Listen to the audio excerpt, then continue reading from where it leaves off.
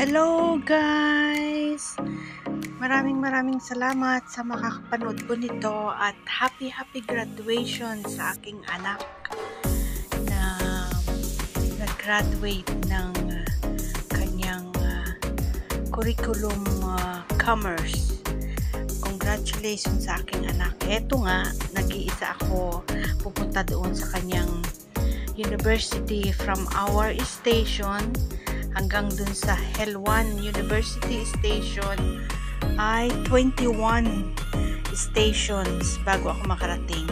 Syempre, sobrang init. Ayan, walang masyadong naglalakad sa kainitan.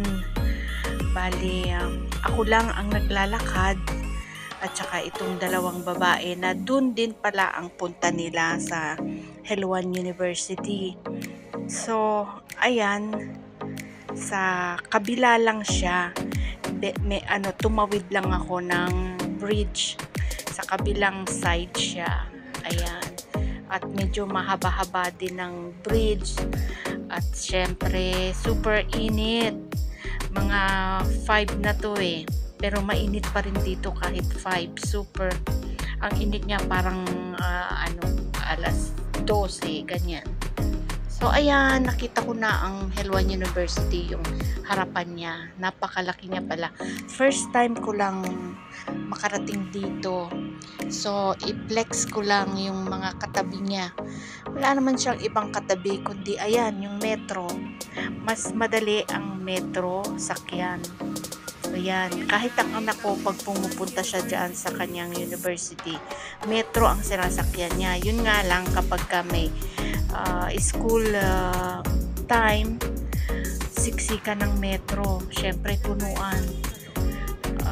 21 stations nakatayo ka.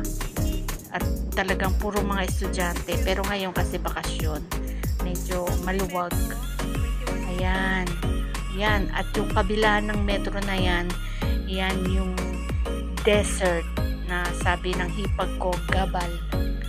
Ayan yung metro na yan, pauwi yan sa amin. Ayan, pauwi yan sa amin yung metro na yan. So, eto,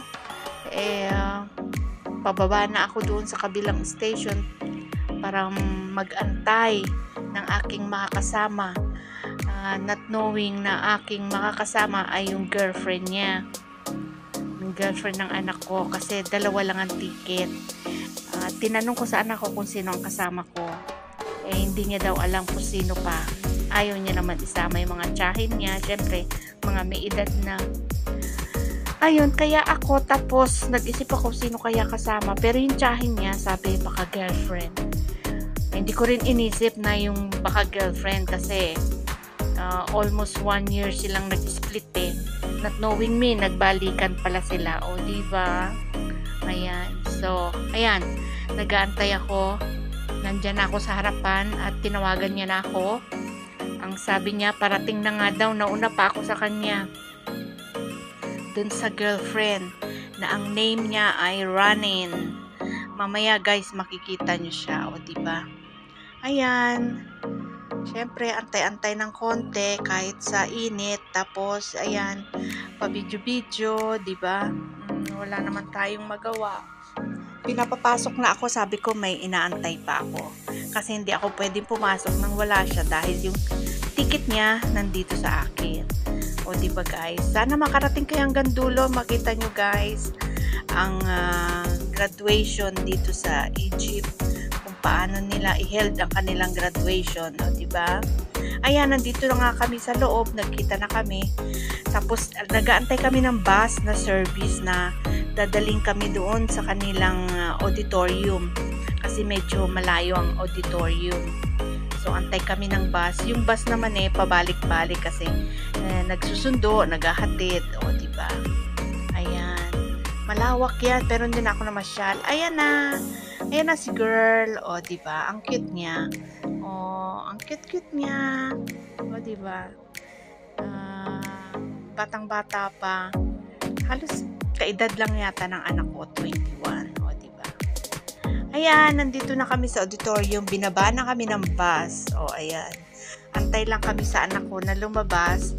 Tapos, medyo konting photo shooting. Alam nyo na, tapos maya-maya pasok na kami sa loob, o diba? Antay lang kami sa anak ko na lumabas. O diba? Kasi hindi kami makakapasok dahil wala pa siya. Diyan yung ipapakita yung ticket. O diba? Pero dun sa gate kanina, logbook naman yon. O ayan na. Ayan na si Pogi. O ayan, may pa-flower si girl. O diba? Ang ganda naman ng flower ni girl. Dala-dala niya pa yung bag niya kasi nandun yung kanyang gown, yung black. O diba? O ayan. O ayan, eh di nag-photo shooting silang dalawa. O ayan, nandito na kami sa loob, guys. Maaga pa kami, pero kasi sabi 5:30 nandito na kami dahil magi-start ng 6. Yung pala, nag-start ng past 7 na. Kasi nga, nag-antay-antay pa ng iba dahil konti pa lang. Ayan nga, medyo empty. Pero ang pwesto namin ay doon sa medyo taas. Tapos ayun, yung stage nasa baba. O diba? Ang layo namin.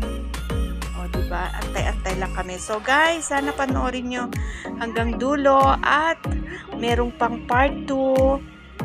Abangan nyo ang part 2. Okay guys, God bless you all. Thanks for watching. Yung hindi pa nakasubscribe, please subscribe para alam nyo ang ganap ng Ate Egypt dito sa Egypt. Okay guys, enjoy watching. See you on part 2 again. Bye-bye.